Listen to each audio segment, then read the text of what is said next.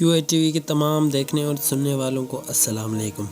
دنیا کے 7 قدیم ترین عجائبات۔ زمانے قدیم کے 7 عظیم تعمیراتی شاہکاروں کو 7 عجائبات عالم کہا جاتا ہے۔ عجائبات کی یہ فہرست 204 اور 305 کے قبل مسیح کے دوران ترتیب دی گئی تھی، تاہم مذکور فہرست زمانے کے دست و برد کی نظر ہو گئی۔ ان 7 عجائبات کا ذکر 140 قبل مسیح کے ایک نظم میں کیا گیا تھا۔ ان میں سے اہرام مصر تو ابھی تک موجود ہے، جبکہ باقی زلزلوں اور آتش زدگی جیسے قدرتی آفات کی نظر ہو گئے۔ ان عجائبات میں سے پہلے نمبر آتا ہے حرم خوفو کا۔ مسلسل طرز تعمیر کا حرم خوفو، جسے غزہ کے عظیم حرم یا اہرام مصر بھی کہا جاتا ہے، یہ اس جادوئی مسلسل پر مبنی ہے جس کے اندر کوئی بھی چیز بوسیدہ نہیں ہوتی۔ یہ حرم غزہ کے 3 بڑے اہرام میں سے سب سے قدیم اور بڑا اہرام ہے۔ یہ مصر کے شہر غزہ میں واقع ہے، جس کی نسبت سے اسے غزہ کا عظیم حرم بھی کہتے ہیں۔ ماہرین مصریات کے مطابق یہ حرم 2560 سال قبل مسیح میں خوفو فرعون کے مقبرے کے طور پر استعمال ہوا۔ اس کی بلندی 146.5 میٹر 481 فیٹ ہے۔ 3800 سال تک اس عظیم حرم کا شمار انسانی ہاتھ کی سب سے بڑی عمارات میں کیا جاتا تھا۔ کچھ لوگوں کے خیال میں خوفو بادشاہ کے وزیر ہمیونو اس کا معمار تھا۔ اس کی تعمیر میں استعمال ہونے والا پتھر تقریباً 2.3 ملین بلاکوں پر مشتمل ہے۔ اور دوسرا نمبر آتا ہے بابل کے مولک باغات، ہینگنگ گارڈنز بیبلونس۔ دنیا کے 7 قدیم عجائبات میں دوسرے نمبر پہ شمار ہوتے ہیں، اور یہ وہ واحد عجوبہ ہیں جس کا اصل مقام ابھی تک معلوم نہیں ہو سکا۔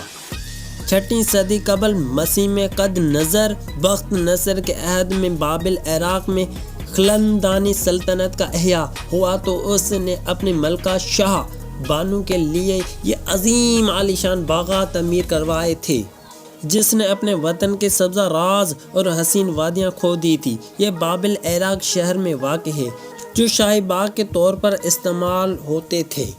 ان عجائبات کی اونچائی 80 فیٹ تھی۔ ناظرین گرامی، اب نمبر آتا ہے تیسرا، روڈس کا مجسمہ۔ یونانی دیو مالا کے ایک سورج دیوتا ہیولیس کا عظیم مجسمہ تھا، جو روڈس شہر میں واقع تھا۔ اس کا شمار قدیم دنیا کے 7 عجائبات کے عالم میں کیا جاتا ہے۔ مجسمے کی بلندی 30 میٹر 98 فیٹ تھی۔ ہیولیس کا عظیم مجسمہ کئی مجسمہ سازوں نے بنایا تھا۔ اس مجسمے کے باعث مغرب اور یونان مجسمات ساز کے فن کو عروج ملا۔ اب نمبر آتا ہے چوتھا، زیوس کا مجسمہ۔ یہ مجسمہ اولمپیاس میں واقع ہے، جس کی اونچائی 42 فیٹ کا ہے۔ یہ مجسمہ زیوس کے بیٹھے ہوئے شکل کا ہے۔ اس کو یونانی سنگ تراش فیڈیاس نے 435 قبل عیسوی میں بنوایا تھا۔ اس مجسمے کی تیاری میں ہاتھی کے دانت، سونے کی تختیاں اور قیمتی پتھر بھی استعمال کیے گئے ہیں۔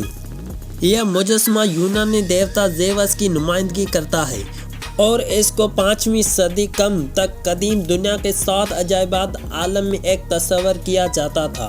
5ویں صدی کم میں یہ نابود ہو گیا۔ ایک روایت کے مطابق اولمپس پہاڑ کی فیڈیاس نے زیوس سے ملاقات کی، جس سے متاثر ہو کر فیڈیاس نے یہ مجسمہ بنوایا تھا۔ ناظرین گرامی، اب نمبر آتا ہے 5واں، ہجری میسنری طرز تعمیر کا لائٹ ہاؤس۔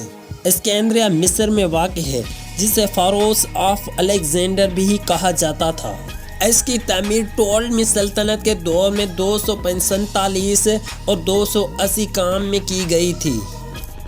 اس کی بلندی 393 سے 450 قدم تھی۔ مانا جاتا ہے کہ یہ انسان کی بنائی ہوئی دنیا کے سب سے بلند تعمیر تھی۔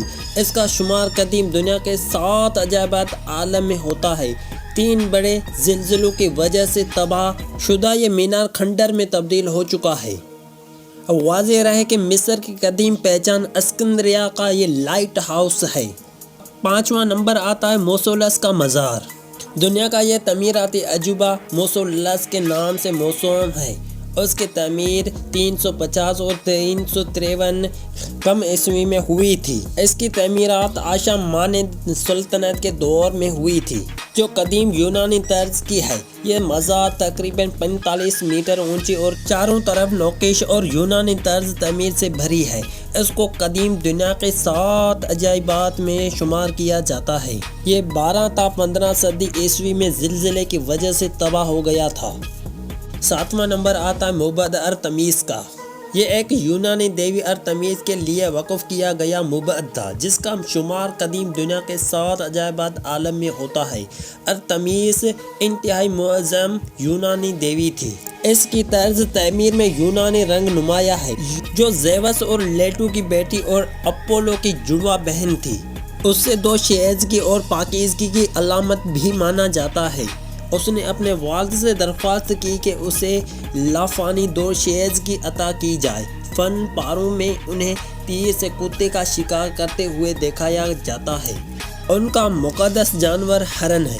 آج کے لیے اتنا ہی۔ اگر آپ کو ویڈیو اچھی لگی ہو تو ہمارے کو کامنٹ باکس میں اپنی رائے کا اظہار کیجیے اور ہمارے چینل کو سبسکرائب کر دیجیے تاکہ ہماری نئی سے نئی ویڈیو اب تک بر وقت پہنچ سکے۔ خدا حافظ۔